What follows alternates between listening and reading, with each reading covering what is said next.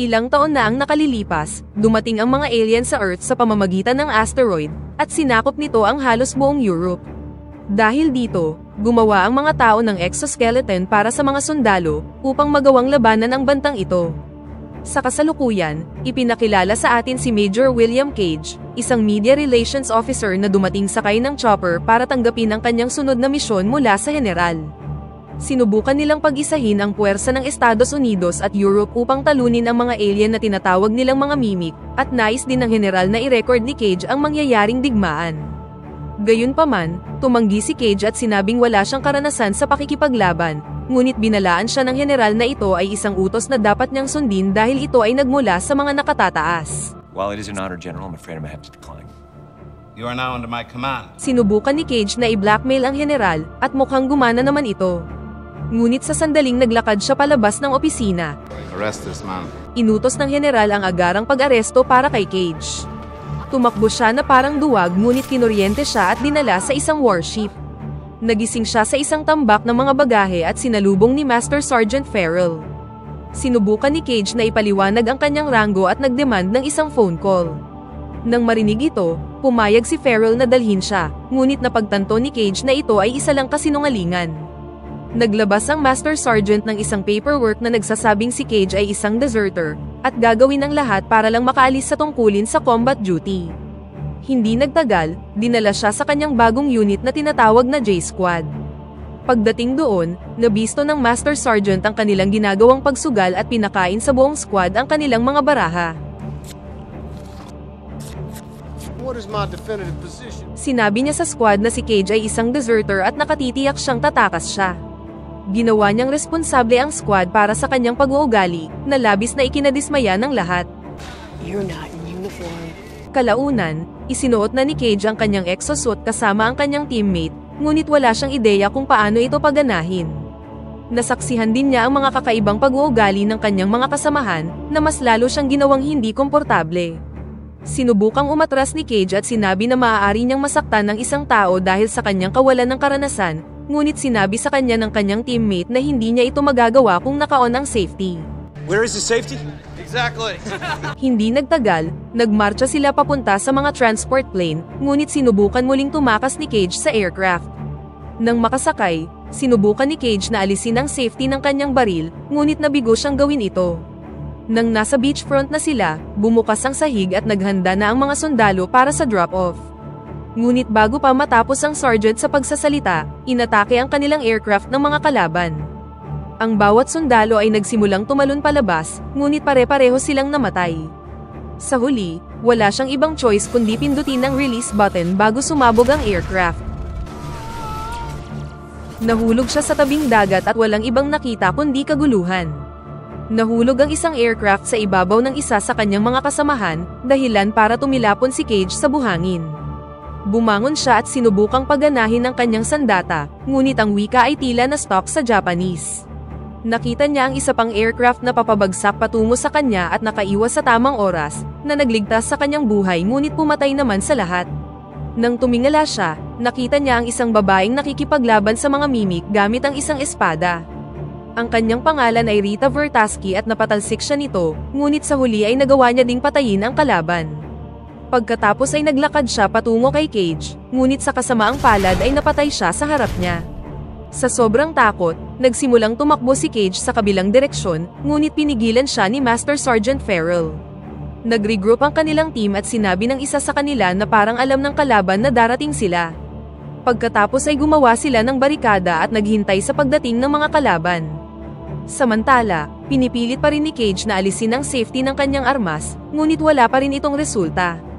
Nang tumingin siya sa lupa, may nakita siyang gumagalaw at dito nabunyag na nakarating na ang mga mimic sa kanilang lokasyon. Sa loob lamang ng ilang segundo, ganap na naubos ng mimic ang kanilang buong squad. Sa huli, napagana na ni Cage ang kanyang sandata at binaril ang mimic na pumatay sa kanyang koponan. Nagawa niya itong patayin ngunit nagpakita ang isa pang mimic na merong kakaibang itsura. Sinubukan niya itong barilin ngunit naubusan siya ng bala, kaya kinuha niya ang bomba sa tabi niya. Nang sumugod ang mimic, pinasabog niya ang ulo ng alien, ngunit bumuhos ang dugo nito sa ulo ni Cage na tumunaw sa kanyang mukha. Sumigaw siya sa sakit ngunit nagising siya sa likod ng mga bagahe kung nasaan siya kanina. Nakita niyang dumaan ang isang bus at kinilala ang babaeng nakapinta dito bilang ang parehong babaeng nakita niya sa battlefield. Binati siya sa parehong paraan tulad ng huling beses at dinala muli sa kanyang team.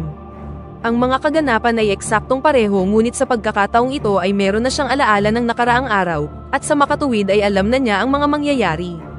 Nakarating siya sa battlefield at muling nakita ang babae, ngunit sa pagkakataong ito, iniligtas niya ito mula sa kamatayan. Gayunpaman, nabutas ang dibdib ni Cage mula sa gunfire at sa halip na iligtas siya, kinuha ng babae ang kanyang baterya at si Cage ay pinatay ng mimic. Muli siyang nagising sa parehong oras ngunit sa pagkakataong ito, sinubukan niyang kumbinsihin ng sergeant sa pamamagitan ng pagsabi sa kanya ng kanyang personal na impormasyon na hindi niya naman dapat alam. Gayunpaman, hindi ito gumana at kinaladkad siya muli patungo sa J-Squad. Sinubukan niyang kumbinsihin ang kanyang mga kasamahan sa team, ngunit sa tingin nila ay nababaliw na siya at nilagyan ng duct tape ang kanyang bibig. Nakarating siya sa beach at sinubukang iligtas ang kanyang mga kasamahan, ngunit nadurog siya ng nahulog na aircraft. Paulit-ulit niya itong sinubukan, at mas humuhusay ang kanyang kakayahan sa tuwing namamatay siya. Pagkatapos ng ilang pagsubok, narating ni Cage ang babae at iniligtas siya mula sa mga mimic. Matapos ma-realize na nape-predict ni Cage ang hinaharap, ibinaba ni Rita ang kanyang espada at sinabi sa kanya na hanapin siya kapag nagising na siya, bago sumabog ang ship na pumatay sa kanilang dalawa. Bumalik muli siya sa kanyang pangkat at tinulungan silang maiwasang maparusahan ni Master Sergeant Farrell.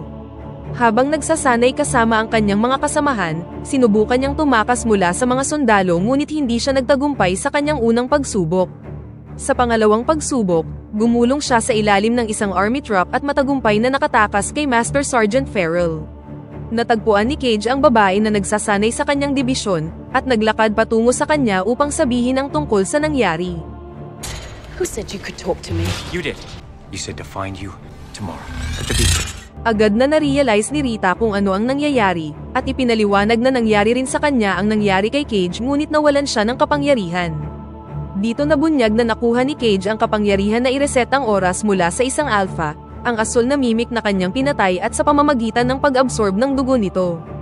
Kalaunan, dumating sila sa Weapons Repair Department at nakilala si Dr. Carter, isang physicist at biologist na dalubhasa sa mimic biology. Siya lang ang may maraming kaalaman tungkol sa mga mimic at ang tanging naniniwala sa kwento ni Rita. Ipinaliwanag niya na ang mga mimic ay parang nervous system at kinokontrol sila ng isang sentro na tinatawag na Omega. Ang Omega ay nagbibigay ng kapangyarihan sa Alpha na i-reset ang oras sa tuwing mamamatay ang isa sa kanila. Sa makatuwid, lagi nitong alam ang hinaharap at hinding-hindi matatalo sa digmaan. Kapag naramdaman ng Omega na nawawala na ito ng kapangyarihan, susubukan nitong hanapin ang taong responsable, at ang taong yon ay magsisimulang magkaroon ng mga vision tungkol sa lokasyon ng Omega. Nagkaroon na nito si Rita ngunit bago pa man siya makarating doon, nawalan siya ng maraming dugo at paggising niya ay nasa ospital na siya. Dahil si Cage ay wala pang kahit na anong vision, meron pa silang sapat na oras upang ihanda siya. Ang kanyang pagsasanay ay medyo masama noong una. Sinubukan ni Cage na labanan ang mga drone ngunit napatalsik siya nito at nabali ang kanyang likod. Nang makita ito, sinabi sa kanya ni Rita na meron lamang isang patakaran, at ito ay hindi dapat mawala ang kanyang dugo. Dapat niyang tiyakin na mamamatay siya bago mangyari ang anumang blood transfusion o mawawalan siya ng kapangyarihan na i-reset ang oras. Palaging pinapatay ni Rita si Cage sa tuwing nasusugatan siya mula sa kanyang pagsasanay, at kalaunan, si Cage ay nagsimulang magkaroon ng vision ng Omega. Inilarawan niya ang lokasyong ito kay Dr. Carter at pinlano nila ang kanilang pagtakas sa dalampasigan. Ilang beses nilang sinubukang pagplanuhan ng mabuti ang pagtakas, ngunit sa bawat pagkakataon, si Rita ay palaging namamatay. Ginawa nitong dismayado si Cage, at mag-isa siyang pumunta sa London para uminom sa isang bar. Doon, nalaman niya na pagkatapos matalo sa dalampasigan, ang mga mimic kalaunan ay nag-take over na din sa London. Sa kagustuhang matapos na ang digmaan, bumalik si Cage sa pagsasanay at ngayon ay meron ng lubos na kakayahan pagkatapos ng maraming round ng kamatayan. Kalaunan, na-figure out na ni Dr. Carter ang lokasyon ng Omega, na nakalagay sa isang dam, ngunit sinabi ni Cage na hindi ito sapat. Kahit anong pilit nila, hindi sila nakakaalis sa dalampasigan.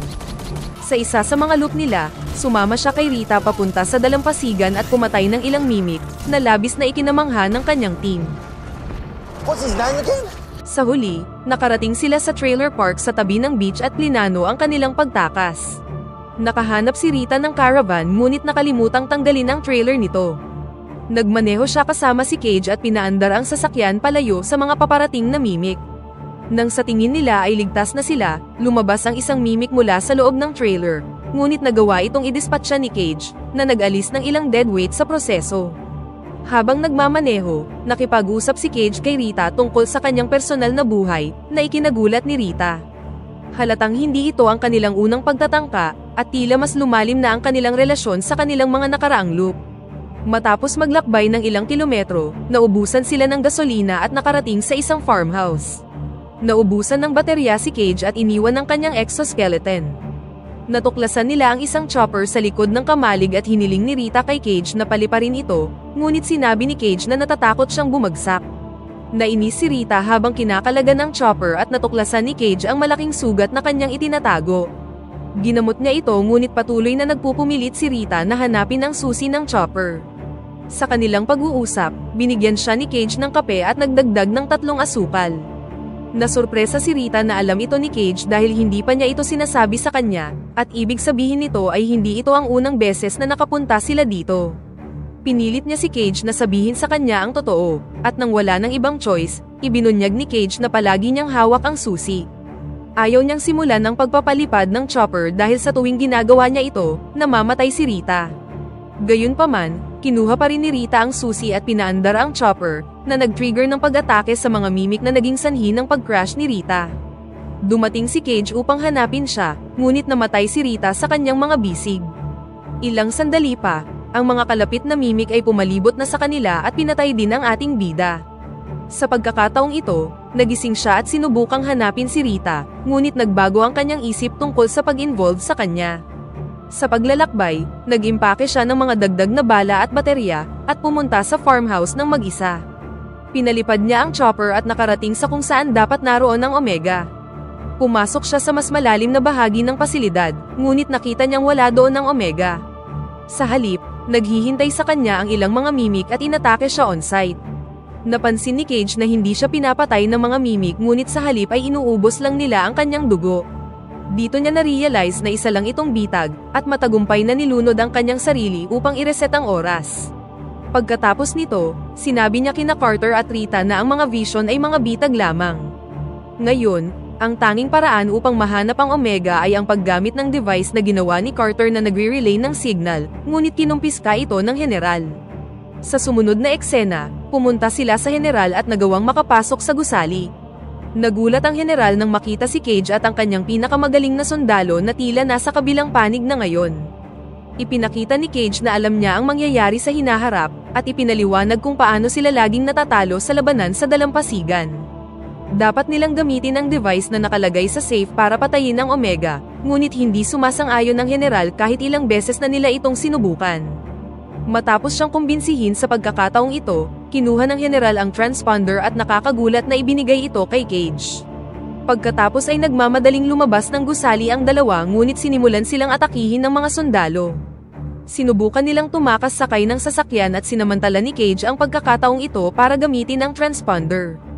Agad siyang nagkaroon ng link sa Omega at nahanap ito sa Paris. Bago pa sila makatakas, pinabagsak sila ng isang sundalong may exosuit at pagkatapos ay dinala sa ospital. Nang magising si Cage, nalaman niyang binigyan na siya ng nurse ng dugo. Sinubukan ni Rita na patayin si Cage upang i-reset ang oras, ngunit sinabi sa kanya ni Cage na wala na siyang kakayahan. Matapos makalabas ng ospital, nagtungo sila sa kampo at hinanap ang kanilang teammate sa J-Squad. Kinumbinsi sila ni Cage na tulungan sila at sa pagkakataong ito, kasama nila si Rita Vertasky, ang Angel of Verdun. Nang walang sinasayang na oras, ninakaw nila ang isang military aircraft at nagtungo na papunta sa Paris. Ngunit bago pa sila makapasok sa gusali, inatake sila ng napakaraming mimic. Dahil dito, bumagsak ang aircraft, na ikinamatay ng karamihan sa kanilang team. Pagkatapos ay nag-regroup sila sa ibaba, at ngayon ay meron na lang silang kaunting bala sa kanilang mga armas.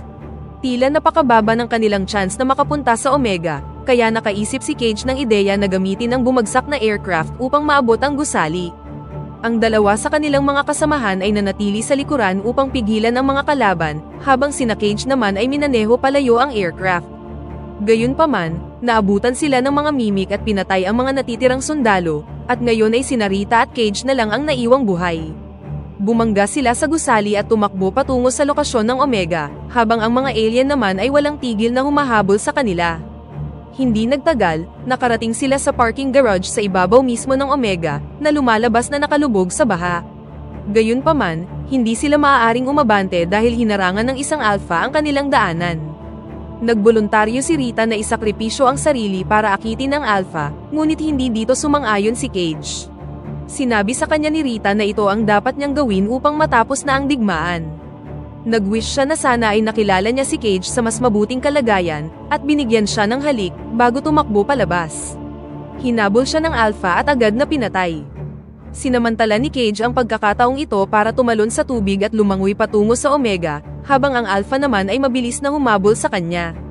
Nagawa siyang saksakin ng Alpha, ngunit ngumiti si Cage habang binibitawan niya ang mga pin ng mga granada.